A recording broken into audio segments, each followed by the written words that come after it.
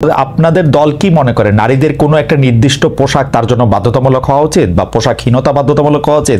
আপনি কি মনে করেন যে নারীদের তার নিজস্ব পোশাক, নিজস্ব আচরণ, উনি কোথায় কি খাবেন, কি পান করবেন, সেটা স্বাধীনতা থাকা উচিত, না সেই স্বাধীনতাটা কোনো না কোনোভাবে লিমিটেড হওয়া উচিত?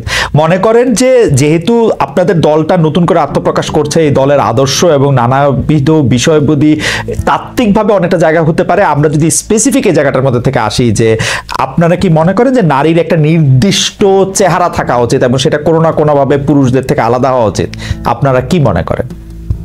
দেখুন, এখানে আমি যেটা বলেছিলাম প্রথমে, বিভাজিত করার যে প্রক্রিয়া আছে রাজনৈতিকভাবে, এখানে এই ধরনের প্রশ্ন, মানে এই যে পোশাক এবং হচ্ছে চলাফেরা, বেসিক্যালি নারীদেরকে কেন্দ্র করে এই ধরনের প্রশ্ন উত্থাপন করে বা এই ধরনের বাতাবরণ, একটা তথ্যের বাতাবরণ তৈরি করে এমন ভাবে পোট্রে করা হয় মনে হয় যেন এখানে নারীদের বিপক্ষে সকল মানুষ দাঁড়িয়ে আছে।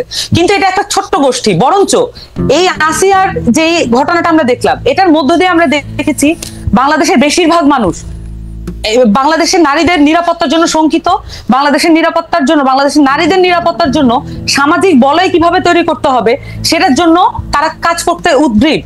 আমরা বারবারই এই জায়গাগুলো দেখি, কিন্তু এই জায়গাগুলো আমরা একনলেজ না করে আমরা বরঞ্চ যেটা দেখি যে যেভাবে আসলে বিভাজিত করা যাবে সেই বক্তব্যগুলো আমরা বারবার এখানে তুলে আনা হয়।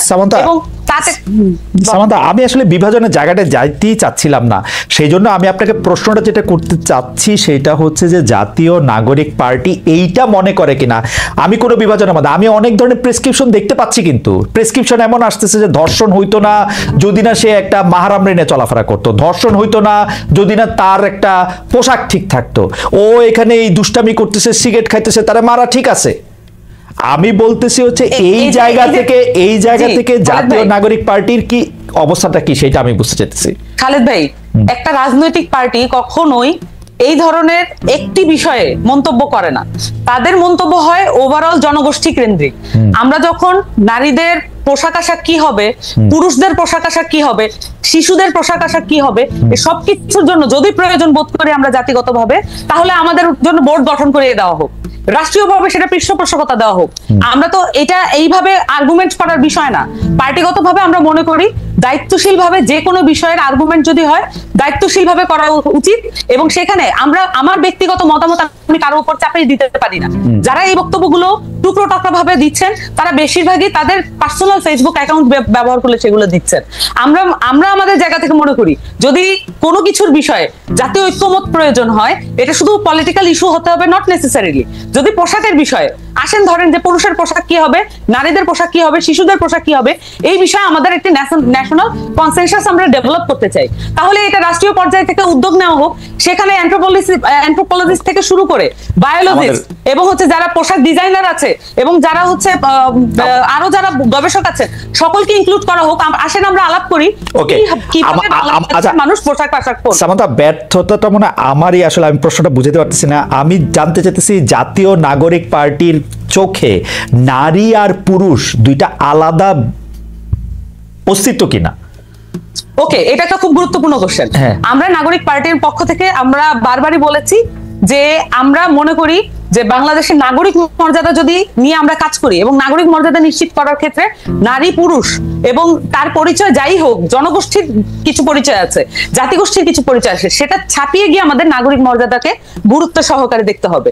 যদিও এখন এমন বাস্তবতা আছে, আমরা মনে করি যে এখানে নারী সেল, নারী উইং এটা করে যে ধরনের বিভাজন, এখনো এটার মধ্যে দিয়েও কিন্তু কিছুটা বিভাজন হয়, কিন্তু এখনো সেই বাস্তবতা আছে বাংলাদেশে, এখনো সেই বাস্তবতা আছে, নারীদের সেই ফিল্ডের বাস্তবতা আছে। এখন আমাদেরকে এই জায়গাগুলো অ্যাড্রেস করার জন্য কিছু স্পেশালাইজ উইং প্রয়োজন হয়, কিছু স্পেশালাইজ জায়গা প্রয়োজন হয়। আমরা যেটা বিশ্বাস করি যে আমাদের নাগরিক কমিটির পক্ষ থেকে যে আমরা এমন একটা বাংলাদেশ চাই যেখানে আমাদেরকে 25% উইমেন বা 33% উইমেন রাখতে হবে, এটা আমাদেরকে জোরপূর্বক আর বলতে না হোক। যে কোনো লিস্ট করার সময়, যে কোনো নিয়োগের লিস্ট, নারী ও পুরুষ জাতীয় নাগরিক পার্টির চোখে নারী ও পুরুষ সমান কিনা? নারী ও পুরুষ শুধু সমান না, এখানে নাগরিক মর্যাদার আন্ডারে আমি বারবার বলছি, এখানে ওয়ার্ল্ড যদি আপনি পলিটিক্যাল সায়েন্সের জায়গা থেকে দেখেন, তাহলে যদি আপনি মডার্ন স্টেট হিসেবে বাংলাদেশকে রিপ্রেজেন্ট করতে চান, তাহলে যদি মডার্ন স্টেটের আমি নাগরিক পার্টির আমি বাংলাদেশ হিসেবে কি করতে চাই না চাই সেটা আমি চাই না, জাতীয় নাগরিক পার্টি কি চায় সেটা বলেন। আমি একদমই বলছি নারী পুরুষ সমান। যদি আপনি মডার্ন স্টেট হিসেবে যদি দেখতে চান এবং সেই সাথে মডার্ন স্টেটের আইডিয়া অনুযায়ী সিটিজেনকে যেভাবে দেখতে চান, সেভাবে নাগরিক পার্টি আসলে নারী পুরুষ বলেন এবং যত রকমের নাগরিক আছে সকলকে একই আমব্রেলার নিচে বিচার করবে এবং কারো নাগরিক মর্যাদা কোনোভাবে যদি ভুলন্টিত হয় সেটার বিপক্ষে নাগরিক পার্টি দাঁড়াবে। এবং সেই ক্ষেত্রে নারী আর পুরুষের মধ্যে কোনো বিভেদ আপনারা দেখছেন না জাতীয় নাগরিক পার্টি? আমি বলেছি এখানে বাস্তবতা আছে, আমি বারবার বলেছি এখানে বাস্তবতা আছে। এখনো আমার কি মনে হয় যে 2025 সালে সামান্তা 2025 সালে আসে কি প্রশ্নটা এত কঠিন যে এটা আসলে বাইনারিতে জবাব দেওয়া যায় না যে নারী আর পুরুষ সমান কি সমান না? ভাই আমি এটা বাইনারি পলিটিক্স এর মধ্যে আজকে 53 বছর ধরে আমরা আছি, বাইনারি পলিটিক্স এর মধ্যে আমরা 53 বছর ধরে আছি। আমি আপনাকে প্রশ্ন করেছি নারী আর পুরুষ আপনি সমান দেখেন কিনা আপনার পার্টির চোখে? এই বাইনারিতে আপনি আসতে পারবেন না, এই বাইনারিতে আপনি আসতে পারবেন না এবং এইসব জায়গা থেকে কখনোই বাইনারি ভাবে যে কোনো উত্তর দেওয়া দায়িত্ব জ্ঞানহীনতা। আচ্ছা ঠিক আছে, তাহলে আপনি বাইনারিতে না দিয়ে আপনি টারশিয়ারি ভাবে দেন যে নারী আর পুরুষ আসলে সমান না, নারী আর পুরুষ সমান। আমরা এই জায়গার মধ্যে ভাবে দিয়েছি, আমি বলেছি যে কনসেপচুয়ালি নারীকে আমরা কিভাবে দেখি এবং আমরা তার মর্যাদা নিশ্চিত করার জন্য কি ধরনের পদক্ষেপ নিই। আমি যে নারীদের ঘরে ফিরে যেতে হবে, শুরু হয়েছে মোরাল পুলিশিং, নানা রকম ভাবে বলা হইতেছে যে এইটা করা যাবে এইটা করা যাবে না। জাতীয় নাগরিক কমিটির কি এই ব্যাপারে একটা সুস্পষ্ট অবস্থান আছে যে আসলে বাংলাদেশে মেয়েরা কিভাবে চলবে, কিভাবে ফিরবে, কি করবে, সেই ব্যাপারে কি আপনাদের কোনো মানে আলাদা দৃষ্টিভঙ্গি আছে যে এইভাবে করতে হবে চলতে হবে? সেটা কিরকম? অবশ্যই এখানে আমরা বারবার একনলেজ করছি যে এই অভ্যুত্থানের মধ্য দিয়ে আমরা চারটি ধাপে আমরা যদি দেখি যে অভ্যুত্থানের মধ্যে নারীদের অংশগ্রহণ কি মাত্রায় ছিল। প্রথমত 14 জুলাই বাংলাদেশে আওয়ামী লীগ তার ফ্যাসিস্ট কাঠামো প্রতিষ্ঠা করার জন্য যেই ন্যারেটিভ স্ট্যাবলিশ করেছিল সেই ন্যারেটিভকে ভেঙে হলের মেয়েরা বেরিয়ে এসেছিল। এটা ছিল তার প্রথম রাজনৈতিক স্ফুরণ। এইটার মাধ্যমে এই ন্যারেটিভকে ভাঙার মাধ্যমেই আসলে এই অভ্যুত্থান সংগঠিত হওয়ার মুখে এসে আমরা দাঁড়িয়েছিলাম। পরবর্তীতে আমরা যখন অভ্যুত্থান সংগঠিত হতে দেখি তখন আমরা নারীদেরকে দেখি একদম সম্মুখ যোদ্ধা হিসেবে, নট পিছনে কোনো ব্যাকগ্রাউন্ডে কোনো কিছুই না, একদম ফ্রন্টলাইন ওয়ারিয়ার হিসেবে। এবং তার পরবর্তীতে একই সাথে ওই অভ্যুত্থানের সময় আমরা কেয়ারার, প্রোভাইডার এবং শেল্টার গিভার হিসেবে আমরা তাদেরকে দেখেছি।